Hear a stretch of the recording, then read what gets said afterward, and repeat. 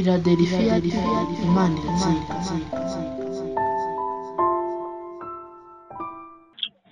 Yesu ashimwe. Amen. Turabashubuje mu izina rya Yesu igitondo cyiza. Amen, amen. Mana ni nziza mu mirimo yayo iteka ryose, nta kibi na kimwe twashinja Imana ko yadukoreye. Udukorera ibibi ni Satani. Nimba tongeye kugaruka mbere yayo, reka tuyizamurire icyubahiro kuri uyu munsi mwiza. Cyubahiro ni cyawe witeka. Hallo. Amen, amen. Amen. Mana idufashe.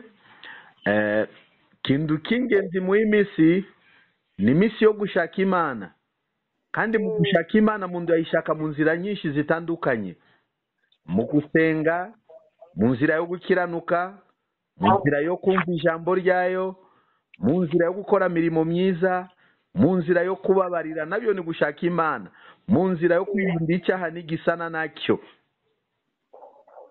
Ushize tuhaganira ijambo ry'Imana, nimba muracyaribuka simbizi, ariko navuze ko ni ibihe byo kubika ijambo ry'Imana ku mitima yacu.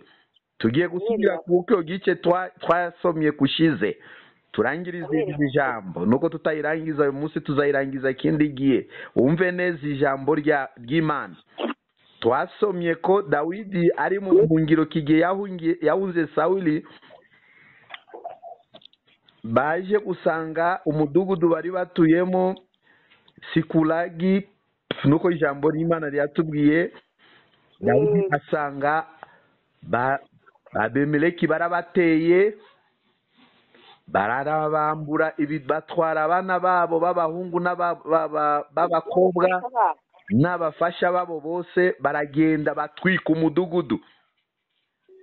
Ariko baje kugaruka abantu bose bagira agahinda n'uburakari. Twasomye gice Samueli. Hano mbabajije twasomye byazana birebire, mube mushira amagambo y'Imana ku mutwe. Twasomye Samueli gice cya 30.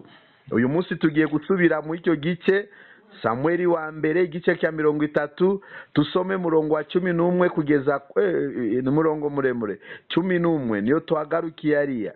Tusome kugera ku murongo wa 19, ariko musomye adusomere kugeza ku murongo wa 11 kugeza kwa 16. Izindi muzazisoma nyuma ya materaniro. Karibu udusomera dusomere.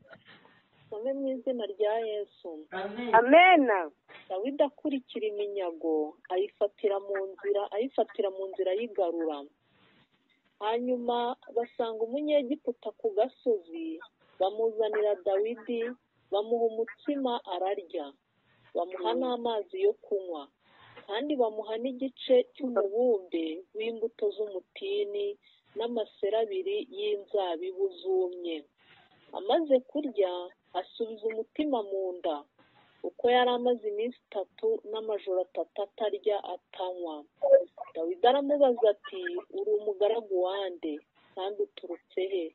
Nawe aramusubiza ati, ndi umuhungu w'umunyegiputa, umugaragu w'umwameleki.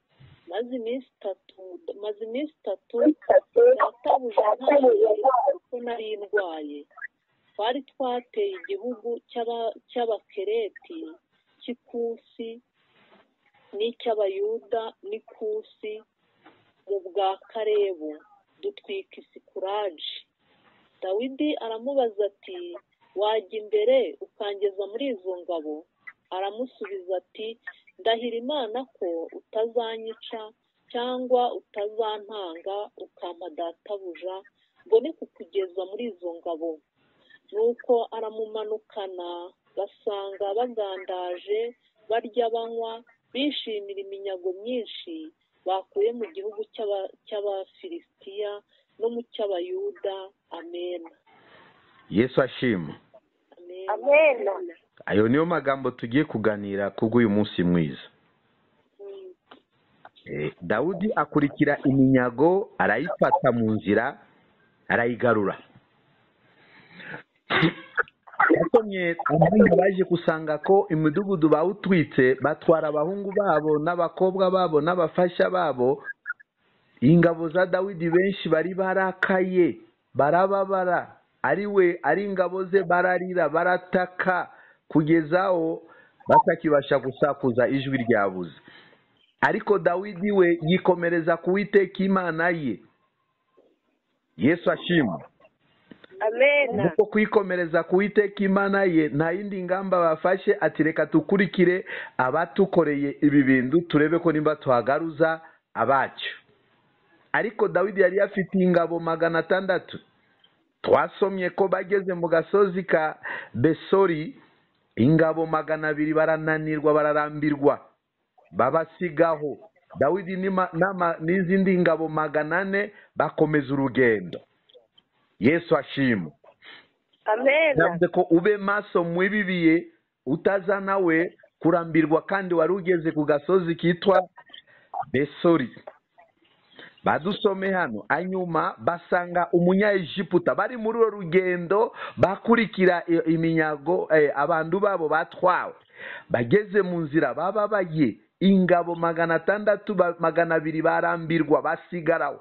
Dawidi akomezana n'abandi 400 bababaye bafite umujinya batazi bati ko tuzasanga bo bari bazi ko tuzabasanga bari bazima cyangwa batari bazima. Hari igihe umuntu wahura n'ibibazo, hari igihe Satani yambura umuntu iki ari burenganzira ki, hari igihe Satani yambura umuntu mugisha wawe. Ariko tugomba gukomereza ku Mana yacu tukarwanya Satani buryo bwo gukora iki, kugaruza ibyo yatunyaze. Haleluya. Amen. Kandi turebye mu buryo bwo mu muka Satani afite byinshi yatunyaze. Satani yakunyaze umunezero w'agakiza uba wahombye kintu gikomeye. Satani yakunyaze impano yawe waba wahombye kintu gikomeye. Yesu ashimwe. Amen. Gusa ku mafaranga Satani yakwambuye akunyaze imbaraga z'umwuka wera ya Kikristo kiba cyagize ikibazo aho. Ariko tugomba kuba maso tugasenga mu buryo bwo kuyimenya tukagaruza ibyo mwanzi yatunyaze. Niki cyatuma tugaruze ibyo Satani yatunyaze? Ni gukomera ku Mana yacu tukizera tukagendera mu buzima bwejejwe no kumvisha no kubaha amategeko y'Imana buryo tukiranukira Imana kubasha hamwe no kusenga twagaruza ibyacu Satani yatunyaze. Haleluya. Amen. Ubu buri muntu wese yisuzumye asanga ko ari byo mwanzi Satani yamunyaze. Yego. Ntabwo ari uko bimeze? Iko bimeze. Tugomba gutekerezaho nakora iki mbashe kugaruza ibyanjye umwanzi Satani yatunyaze. Dawidi yabonye ko ati nuko badutwikiye umudugudu ntago tuzaceceka, reka tubakurikire turebe ko nimba tuzagarura ibyacu. Muko kugenda kwabo niyo twasomye hano. Hanyuma asanga Umunya-Egiputa ku gasozi baramuzanira Dawidi. Ingabo ze basanga Umunya-Egiputa umwe nawe yananiwe ari mu gasozi. Yari umwe mu izo ngabo zaje gukora iki, gutwika umudugudu. Baramuzanira Dawidi. Wa mundu yari yarembye bamuha umutsima n'inzara yari igiye kumwica. Nuko yari umwanzi wabo ariko bagira umutima mwiza yo gukora iki, yo kumugaburira. Bamuha umutima ararya, bamuha n'amazi yo kunywa, kandi bamuha n'igice cy'umubumbe w'imbuto z'umutini n'amasere 2 y'izabibu zumye. Amaze kurya asubiza umutima mu nda. Buriya nzara ni kintu kibi. Turimo kumvikana twese? Yego. Amaze kurya uwo mwanzi wabo asubiza iki, umutima mu nda, kuko yari yamaze iminsi 3 n'amajoro 3 atarya atanywa. Kandi ntabwo yari ari mu masengesho, ni inzara tu yabuze ibyo kurya. Ariko bamaze kumugaburira asubiza mutima hehe, mu nda, kuko yari yamaze iyo minsi 3 amajoro n'amanywa atarya atanywa. Dawidi aramubaza ati, bari mu nzira aho batishimye bafite umujinya n'uburakari kubwi abantu babo Ababemeleki bakoze iki, babatwaye. Dawidi arabaza uwo muntu. Yesu ashimwe. Dawidi aramubaza ati, uri mugaragu wande kandi uturutse nawe aramusubiza ati ndi umuhungu w'umunyaegiputa umugaragu w'umuameleki maze iminsi 3 databuja antaye kuko nari ndwaye avuga ikibazo cye maze iminsi 3 databuja yantaye kuko nari ndwaye kubwo nabo umunezero w'ibyo minyago y'abandi bafate bari bafite ibyishimo n'umunezero ntago bise kuyu mugaragu baramuta kuko nawe yari yarwaye ati urwaye utarwaye twebwe turikomereza iki urugendo. Yesu ashimwe. amen maze iminsi 3 databuja yantaye kuko nari ndwaye. Twari twafashe igihugu cya abakereti cy'ikusi n'icy'abayuda n'ikusi. Sinzi amatelefone no kumva urusaku duwaye rwinshi. Yesu ahabwa icyubahiro. amen N'ikusi mu bwa Kalebu dutwika Sikulagi niyo mudugudu Dawidi yari yatuyemwo. Batwika umudugudu batwara abana babo n'abafasha babo. Dawidi aramubaza ati wanjana imbere ukangeza muri zo ngabo? Aramusubiza ati mbere yuko nakujyanayo ubazundahire kutaza kunica. Yesu ashimwe. amen Ubanze wanjana aho izo ngabo ziri. Ko Dawidi mutima we wari yababaye ku ibyo banyazwe. Ariko uwo muntu nawe aramusubiza ati ndahira Imana ko utazanyica cyangwa se utazantanga ukampa databuja mbone kukugeza mu izo ngabo. Kuko we mutima we arabwira Dawidi abakera bagiraga indahiro yo kurahira kundi ko tazamugirira nabi.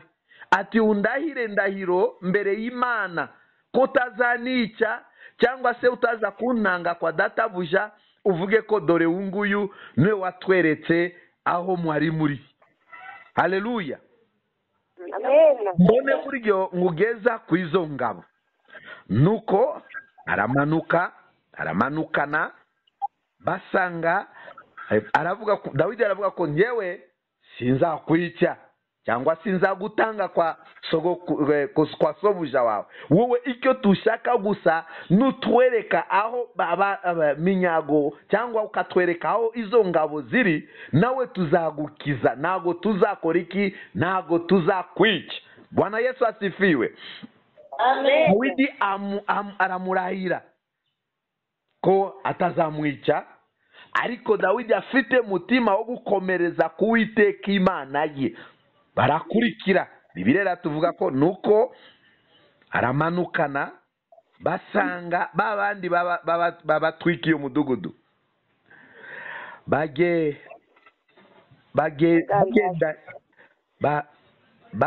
Bagandaje barya banywa bishimira iminyago nyinshi bakuye mu gihugu cy'Abafilisitiya no mu gihugu cy'Abayuda. Bo basanga bateranye hamwe babandu baranezerewe babandu bishimye. Bibiliya tugaragariza bishimiye iki? Minyago bakuye mu gihugu cy'Abafilisitiya n'igihugu cy'abande cy'Abayuda. Haleluya. amen Ndetse barimbaza baranezerwa kuko bafite iki? Bafite itsinzi. Dawidi aherako arabica kuko Dawidi bari bafite Imana. Dawidi yari yikomereje ku Mana ye. Aravuga ko urugamba si urwacu, urugamba ni urw'Uwiteka. Twebwe icyo tuhanira nuko twababona gusa, ariko tubabonye hamwe n'Imana tuzabanesha. Haleluya. amen Ni twebwe mu bibazo byacu tuhura nabyo tubaba tufashe mutima wo kwikomereza ku Mana tukasobanukirwa ko rugamba si urwacu, nuko imisi ari inzara, nuko imisi ari ibibazo, ariko twebwe twiringiye Imana. Mana ndagweza dukoje isoni. Bwana Yesu asifiwe. amen navuze ko mana yacu irakomeye, mana yacu irahambaye, mana yacu ishobora byose, mana yacu ifite byose. Nuko tufite umutima wo kutikomereza ku mana, tukagira umutima w'ubwoba, ariko imana dusenga niyo imana ishobora byose. Imana dusenga irinda umuntu, imana dusenga ikura umuntu mu cyavu ikamwicaza n'ibikomangoma, imana dusenga ikiza uburwayi bwananiranye, imana dusenga irengera umuntu bikomeye. Haleluya. Amena. Dawidi aherako arabica uhereye mu rukerera kugeza mugoroba. Wundi munsi ndiharokoka n'umwe keretse abahungu 400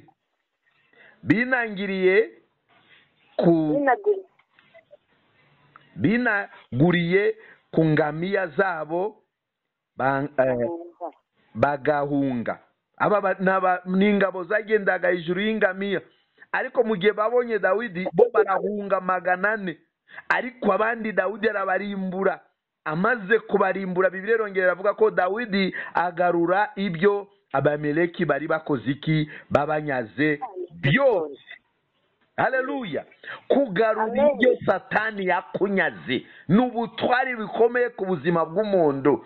Nize ko kushize twavuze ko bari bafite akahinda kubona abanzi babo Bameleki babatwaye imigisha yabo, abana babo b'abahungu, abana babo b'abakobwa, abafasha babo. Iriya ni umugisha wa mbere Imana iha umuntu. Yesu ashimwe. Amena. Igihe umuntu atarabona uwo mugisha biba mubereye ikibazo, ariko hano Bibiliya iravuga ko Dawidi agarura ibyo Abameleki bari bakoze iki, banyaze byose. Atangira abagore be bombi n'abafasha be bombi, Dawidi arabagaruza. Mana yarinze iyo minyago, babanzi babo batisha abana babo, batisha abakobwa babo, batisha abafasha babo. Muri iyo minsi mikuru bari bafite bishima banezerewe, iminyago bakuye mu bihugu by'Abafilisitiya n'ibihugu by'Abayuda, bari bafite iminsi mikuru barya banywa. Mana irinda iminyago yose ya Dawidi. Dawidi ararwanya nabo kuva mu gitondo ageze mugoroba wundi munsi, arabarimbura bose, arabica, arokoka abantu baserikari 400 bari ku ngamiya zabo. Dawidi agarura abana be, agarura n'abagore be bombi. Haleluya. Nize ko yari umunsi ukomeye, munsi wishimwe. Yesu ashimwe kandi ahabwa icyubahiro. Kwikomereza ku Mana, mundu wikomereze ku Mana ntago yamukojeje isoni, mundu wikomereje ku Mana ntago yapfa kumureka. Bibazo byose urimo kuhura nayo, we wikomereze gusa kuwiteka Imana yawe, kuko rugamba si urwawe. Kuramo ubwoba, kuramo gushidikanya, kuramo kumva amajwi y'abantu mu imisi, kiranukira Imana ku gatoya na kanini. Izera ko Imana senga ifite bubasha n'ubushobozi. Haleluya. Amena. Se muracyatumva? Turabumva. Murongo ukurikira 19 na niyo tugiye kurangirizaho. Ndibagira ikintu babura mu kugaruza ibyabo. Nibagira ikintu babura, ari gitoya ari kinini, hari abana b'abahungu cyangwa abakobwa, haba na kimwe cyo mu minyago cyangwa ikintu cyose bari banyazwe. Mbese mu bintu byose bari banyazwe, nta kintu na kimwe babuze. Haleluya. Amena. Abigaruza byose. Dawudi abigarura byose, bintu byose banyazwe. Kubwiki? Kubwo kwikomereza kuwiteka Imana ye. Iyi minsi turiho, iyi minsi tusigaje ku isi, iyi minsi ni minsi yo kwikomereza kuwiteka Imana yacu, ni minsi yo kwizera Imana yacu. Reka tusome murongo wa 20. Dawidi anyaga amasho y'inga n'iy'intama zabo zose, bazishorera imbere y'izabo baravuga bati uyu ni wo munyago wa Dawidi. Babanyaga, navuze ko bagaruza ibyabo byose Abemeleki bari babanyaze. Nabo muko kubarwana kwabo mwanya babishe batwara ibintu byose bari banyaze mu gihugu cy'Abafilisitiya no mu gihugu cy'Abayuda. Mbese mu munsi Dawidi bagaruza ibyabo, bongererwa n'indi migisha ikubuye mu maboko yabo banzi babo. Yesu ahabwa icyubahiro. Niyo mpamvu natwe tugiye gusenga Imana. Tugomba kugiramo ubwenge. Navuze ko hari byinshi Satani yatunyaze mu ibi bihe by'imperuka, kandi byari imigisha kuri twebwe. Migisha si amafaranga gusa, birashoboka ko nayo Satani yarakunyaze. Yo, haleluya. Amen. Mbigisha si kubona amazu meza gusa. Navuze hano, nimba ufite Satani akakunyaga agakiza Imana yaguhaye, menya buryo bwo kuba maso ugaruza agakiza kawe. Ashobora kuba yakunyaze impano y'Imana, ashobora kuba yakunyaze umutima wawe. Tugomba kugaruza guteka Imana. Yesu atufashe. Amen. Tugiye gusenga Imana. Se witeguye kugaruza ibyo Satani yakunyaze? Yego. Cyangwa umaze kumenya ko ari ibyo wanyazwe? Yego. Umwanya umaze gusobanukirwa ko ari ibyo wanyazwe, ugomba gukora iki? Kubigaruza. Urakoze mwana. Imana yishimye. Tugomba gushaka zindi mbaraga zo kugaruza ibyo Satani yatunyaze. Kuko icyo mundu yahawe n'Imana na nicyo mugisha wawe. Ikiyabaga bitoya byaba byinshi, ube usobanukirwa ko mu gihe kimwe ibito bishobora kubyaza iki ibyinshi. Ariko rwana nawe mwanya wamaze kumenya ko ari ibyo wanyazwe. Dawidi arwana urugamba zo kugaruza ibyo Satani yakoze iki yari yamunyaze. Reka tuhaguruke tugiye gusenga Imana.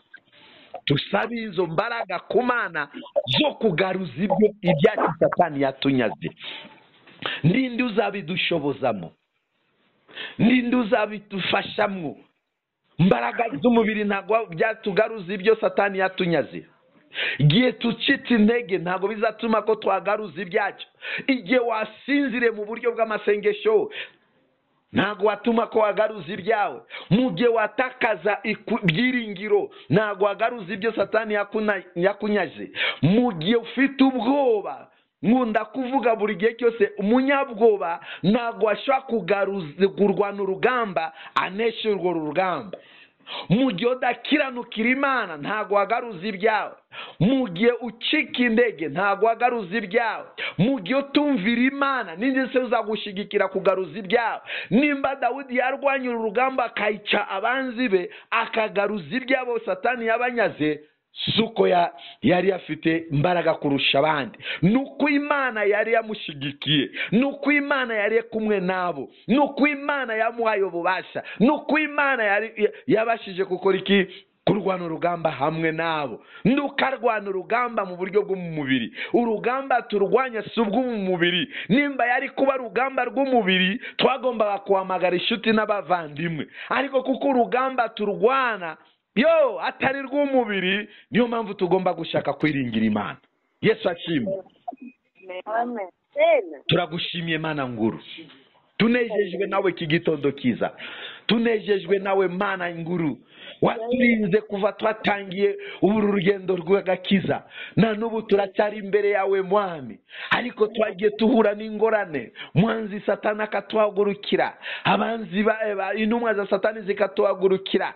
Zikatunyaga ibyo mu mwuka. Zikatunyaga ibyo mu mubiri. Ariko uyu munsi wongere utweze. Wongere udutunganye Mwami. Ndege ngiya tumaze kugira ku mubiri yacu. Yo kutizera nguko bikwiriye tubabarire. Yo kutiriza ubusa nguko bikwiriye tubabarire, bitotsi dufite tubabarire mwami, yo kudakiranuka mbere yawe tubabarire, wongere dusukeho imbaraga, wongere dusukeho ububyutse mwami, yo kugaruza ibyacu satani yatunyaze, mu buryo bwo mu mwuka hari byinshi yatunyaze, mu buryo bwo mu mubiri hari ibyo yatunyaze, natwe tusabye imbaraga itorero, tunganya itorero ryawe, tunganya ababyeyi, tunganya abakobwa, tunganya urubyiruko, tunganya abapapa, tunganya abakozi bawe, utwambike imbaraga zo kugaruza ibyo satani yatunyaze, tubohoje ibyacu satani yatunyaze, tubohoje imigisha itorero satani yatunyaze, tubohoje amasezerano itorero satani yanyaze, tubohoje ubuzima bwacu satani yanyaze, tubohoje amasezerano yacu satani yatunyaze, tubohoje imigisha yacu satani yatunyaze, turazigaruje, turazigaruje, turazigaruje mu mbaraga zawe, satani arekure, bazimu barekure, badayimoni barekure, yaduteje n'ibiburwayi ku mibiri mwami, bituma tutiriza ubusa, bituma tudakiranuka, bituma tutabasha kwizera nguko bikwiriye, biduteza ubwoba, turasenya izo majwi, turasenya izo mbaraga z'uburwayi ku bana, z'uburwayi ku bantu bakuru, mu izina rya Yesu. Amajwi duteza ubwoba, amajwi itwereka ko bitazashoboka, turirukanye mwami, turirukanye marembo y'ukuzimu, twikubise umuriro, marembo y'ukuzimu turayimenaguye, maboko ya satani turayimenaguye, arekure mwana ibyitorero yanyaze, arekure abo barozi turabakubitsa mbiri, muriro wawe twike, mbaraga zawe zitwike, mazina y'itorero mana bohora, bohora, bohora, bohora, bohora, bohora, bohora,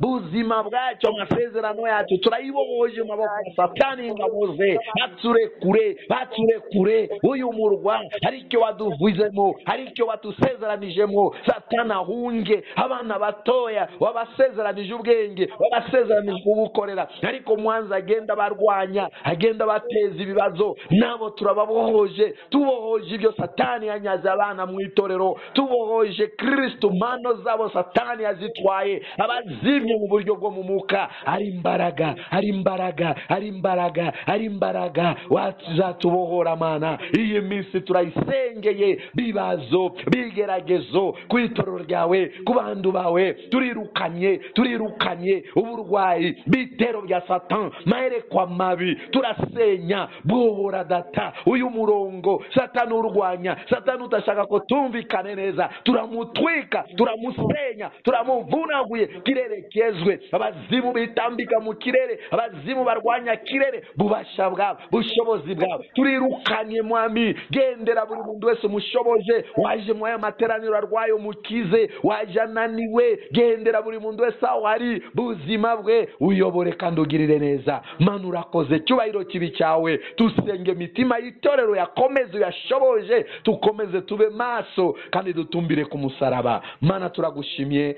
urakoze, tubisabye twizeye mu izina rya Yesu Kristo, amen. Philadelphia, Imana iratsinda.